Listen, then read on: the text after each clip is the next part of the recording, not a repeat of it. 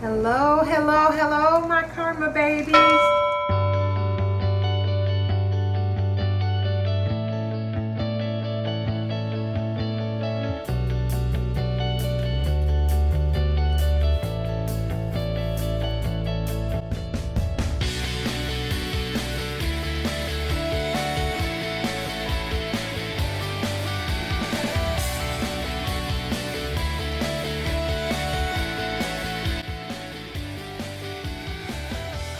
Yes, it's Ask Granny Karma. You can ask me any question you want. And if you, I lost my train of thought. My mind is going 50 miles an hour because of this particular question. So, where you would send your question to is Askgrannykarma@gmail.com. And guys, I was so excited when I got this particular question because it's from a fellow YouTuber. And let me tell you, this is from Lady Lead. And I'm not sure if you guys are familiar with her, but she is a beautiful young woman who, oh my God, she's an expert gardener, and her and her husband, they are learning canning, and they are a beautiful couple. And her husband has a garden out of this world. I mean, you have a garden question, he's got the answer. And he has a YouTube channel, and his is LEADFARMER 73, and she's Lady Lead. And I'll leave a link to their channels under here. But let's get to the question that Lady Lead had for us, okay? She said, "Hi, Granny Karma. Thank you for this beautiful idea. I always wanted to ask my own grandmother this question, but never really got the chance. It's not really a question, it's more of a request. And since you said your goal is to leave a legacy, this fits in with that. My grandmother lived to be 94. Oh God, please. My grandmother lived to be 100. She may have been 101. I pray for such a blessing. But because she lived in another state, I didn't get to talk to her about this. I wish I could have asked my grandmother to share her experiences in her younger days. I wish I could have heard about her first memories as a child. What was the most fun experiences that she could remember? What were some vivid memories as a teen? What were her hopes then, and how many of those hopes have come to fruition? Of course, it's up to you how much you share about this, but I would absolutely love to hear you tell your stories about these things." Oh my goodness. I'm going to be telling those stories, and I'm going to tell them little by little by little, because of course I can't tell them all now. But, you know, my memories of growing up is, let me just tell you a little bit, okay? As many of you know, I think I've mentioned this in the past, my childhood was rather tough. It was pretty hard, guys, and I just have to be honest with you. I had a very, very trying and very hard childhood. My mom was 14 years old when I was born, and my father was the same age. They were babies. So you can imagine, they stepped out and tried to function in the adult world as parents. My mom and dad got married and had 3 other children. But it was a very hard life. And I will go into some of those details as I go along. But for this video, I'm just going to tell you guys some of the things, and you know, for time, some of the things that I remember as a child growing up, and some of my fun memories. I remember a fun memory just off the bat, and that was watching TV for the first time. And just as a child, we didn't have the first TV, but someone in the neighborhood got a TV, and of course everybody crowded around that TV. They invited everybody over to watch, and I think it was a Western. That was all that you could really see. You couldn't see too much on TV at that time. But I remember sitting in front of that TV and being amazed and seeing the people move and the horse galloping and them talking. Oh, it was so much fun, and we would just all sit around on the floor and just watch, you know, for 30 minutes or however long, and that was a fun memory of me, for me as a child. And just the amazement and just how can this happen?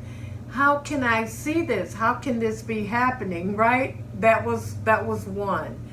Another memory that I have right now is fun, but when it was happening, believe you me, it was not fun. I think I must have been about 12 or 13 picking cotton. Oh my goodness, it was fun because I was out on my own out in the cotton field. You know, I went with a bunch of other, you know, kids, and I remember getting up early in the mornings, and we would have to go to a certain corner. You know, everybody would meet at a certain block, at a certain corner at like 4 o'clock in the morning or something like that, because we would be in the cotton field, you know, as the sun was coming up. And I remember it would be so cold, you know, we're sitting there waiting, and this bus, they would actually have buses, you know, and then you just load up on the bus and you would go for a nice little ride, and you'd have fun on the bus, you know. Going because you're 12 years old or you're 13, and you have no real adult supervision, really. I just had to be a little grown up, you know. Going to pick the cotton, it was torturous. I remember getting into the cotton field, and the dew would be on the cotton, and it would be so cold, and my fingers would be cold, and how much cotton am I going to be able to pick? I remember getting paid $3 for 100 pounds of cotton. You had to pick 100 pounds of cotton. How do you know how light cotton is? Cotton is light. You had to pick a whole lot of cotton for it to reach 100 pounds. But that's a memory of mine from my childhood.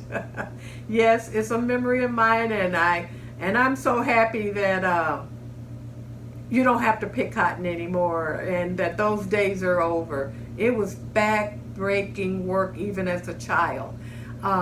Just being out there freezing the first thing in the morning, and then later the sun coming out, and you're just so hot. And you're burning up, and you know, then when you're there, you get lunchtime. Of course, you would have lunch. I would have maybe pork and beans in the can. You know, you just eat the pork and beans out of the can, eat some sardines out of the can, eat some Vienna sausage out of the can. That was lunch, okay? And then the water break was a guy coming around. You know, you didn't have water bottles, but we did have sometimes, if you were lucky and you had a little tin cup that you could bring you some water in to drink out of during the day. But most of the time you relied on the water boy, and you holler, "Water boy, water boy, water boy," and he'd just go up and down the line, and he'd dip you some water out of a metal bucket. And that water would be so doggone good. And you would drink it off of the pitcher, and you're drinking behind everybody else. Yes, ma'am, you are. But I remember having fun out there because I was a kid, you know. And, you know, I was just going out there to make money so that I can have some extra money. I was just always wanting to earn a living and to do something that was going to benefit me and benefit my family. I remember growing up in a household with, I think I've mentioned this before, it was 8 of us in a household. We all lived in 2 rooms. I remember going to the bathroom outdoors and sitting on that outdoor potty and being scared to death. Scared because, see, I hadn't lived all of my life in the South. I had lived, my mom and dad had lived in St. Louis, and we had, you know, regular everything, bathrooms inside and all of that. And then we went south, and my grandmother didn't have a bathroom added yet. And I remember having to sit in that, go to the outhouse and sit on there. Oh, terrible, guys. No fun. But hey, you know, that's all we had. And then my grandmother got a bathroom added on, and a tub, and running water in the house for the first time. All those things I remember, and being so excited as a child. I remember being 14 years old and leaving the house with all of my family members. My little sister was only 5 years old, and I remember leaving and going to Chicago because I felt that I would have a better life. And I did in one way, and in other ways I didn't, because it was almost like I severed a family relationship with, you know, close family members, with my sister, my first cousins that I was living with, and all of my family in Mississippi. I severed that relationship when I went to Chicago to live with cousins. Of course, I formed new, you know, close relationships with them. They're all deceased now, all of them. They're all deceased.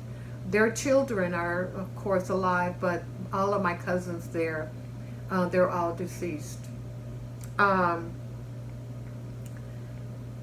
remember being in the big city of Chicago and seeing all the lights when I went to Chicago. I couldn't believe it.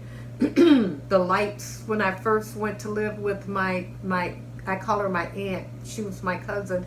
Looking out the window, and we lived on Madison Street in Chicago on the west side, so there were lights everywhere, and I was just amazed. And I would look out the window and see people outdoors and people doing things, and you know, it just inspired a lot in me.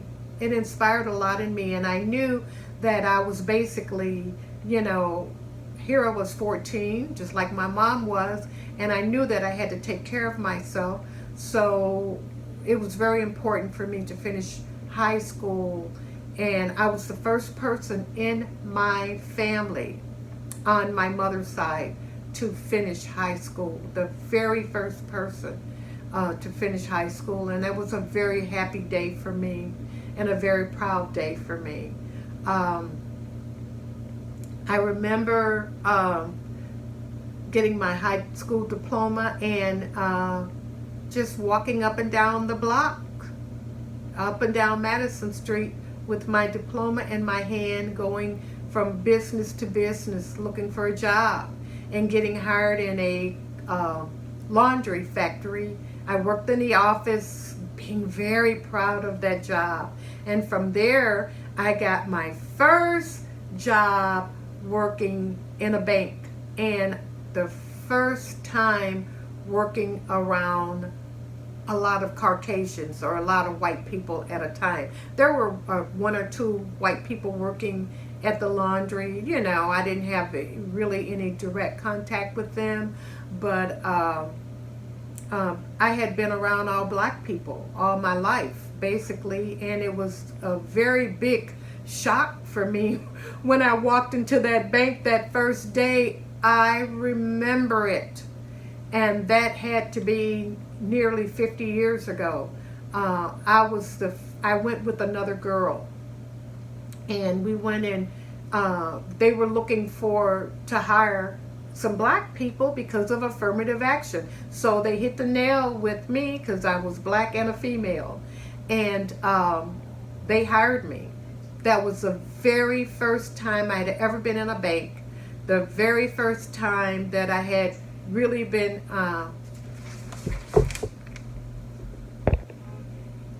sorry guys, my battery's getting low, so I'm gonna wrap it up.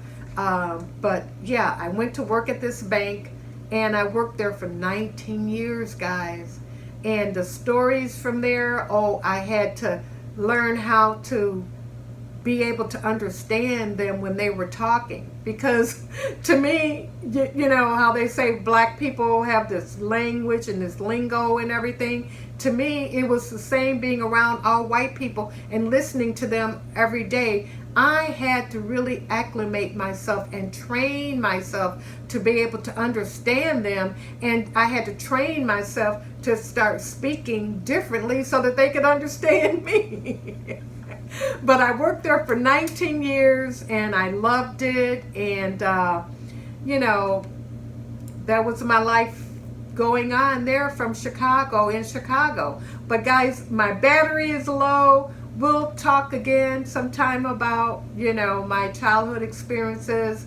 But all in all, you know, I had some really rough times, but I'm blessed. I'm blessed that my mom and dad decided to keep me and that they did the best that they could for me, and I'm happy for that. And I'm gonna let you guys go until the next video. Thank you, Lady Lead, for asking me that question. I appreciate it, and I'll go into more depth as I go along with Ask Granny Karma. You guys can ask me some more questions, but listen, I love you guys. I'll leave Lady Lead's link in this description box, and I'll leave her husband's, because they will certainly benefit you if you watch them. You'll see. Take my word for it. You'll be thanking me. Well, anyway, guys, I love you guys, and always remember, how others treat you is their karma, but how you respond is yours, my babies. I love you guys. I love you, and until the next video, guys. Bye-bye.